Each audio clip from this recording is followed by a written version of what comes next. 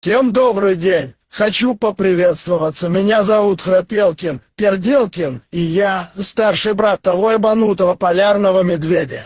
Не нужно моментально при виде моего обкуренного ебальника ссаться в штаны. Я куда добрее того малолетнего подкидыша.